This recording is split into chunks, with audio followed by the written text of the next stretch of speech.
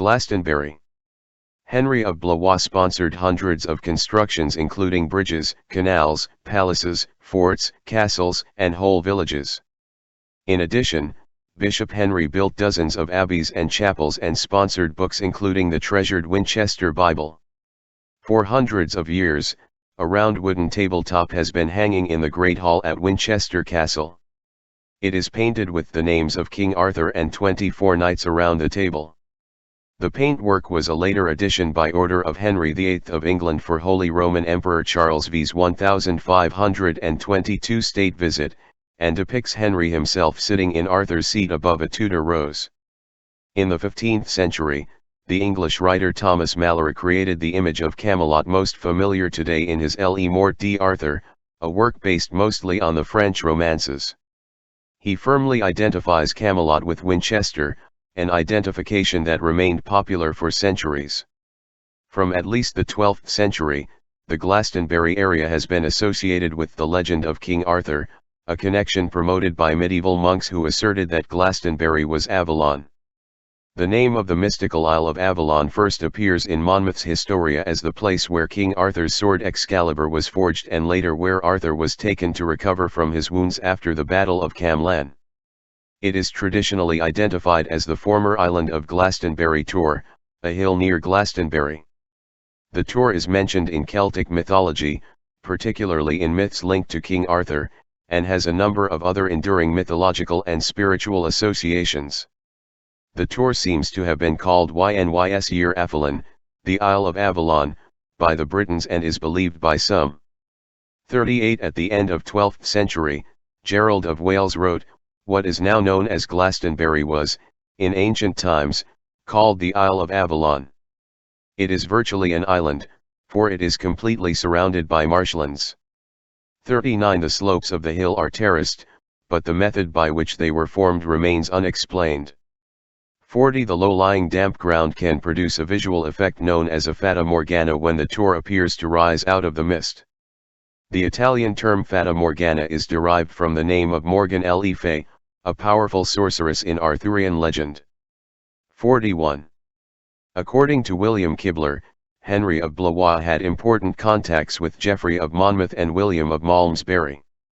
42 Henry of Blois sponsored several de antiquitate Glastoniensis ecclesiae, on the antiquity of the Church of Glastonbury, c. 1125, by a close personal friend William of Malmesbury. Malmesbury said he based it on the writing of the ancients, found in the Glastonbury Library before it was destroyed.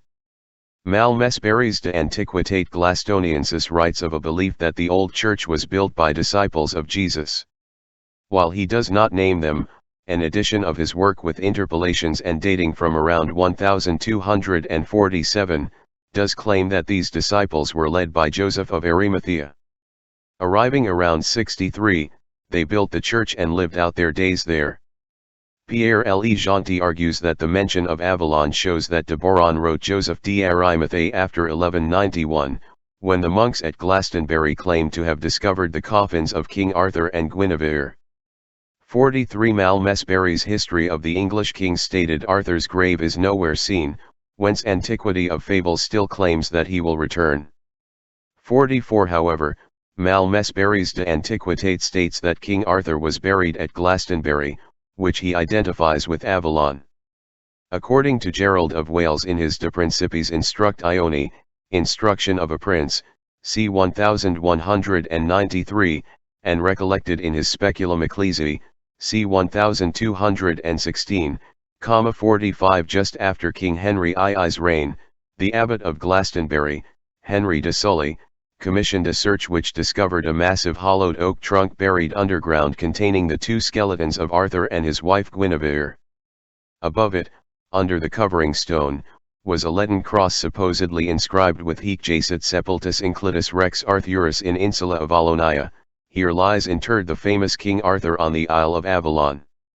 In 1278, the remains were reburied with great ceremony, attended by King Edward I and his queen, before the high altar at Glastonbury Abbey. According to Gerald of Wales, the digging for the tomb was prompted by the intelligence obtained by Henry II from an aged Welsh bard. Gerald was a close friend of the Welsh poet Walter Map, 1140, c. 1210. Map's only surviving work, De Nugus Curialium, Trifles of Courtiers, is a collection of anecdotes and trivia, containing court gossip and a little real history, and written in a satirical vein. Along with William of Newburgh, he recorded the earliest stories of English vampires. Map was also associated with the Lancelot Grail, also known as the Vulgate Cycle, a major source of Arthurian legend by authors unknown in the early 13th century, centered around the stories of Lancelot and Guinevere and the quest for the Holy Grail, telling of the lives of Arthur, Merlin, and the Knights of the Round Table. The self-attribution to the Welsh Latin author Gautier, Walter, Map, is found in notes and even illustrations in some manuscripts describing his supposed discovery of an archive of documents at Salisbury and then being ordered to translate them from Latin to French by King Henry II.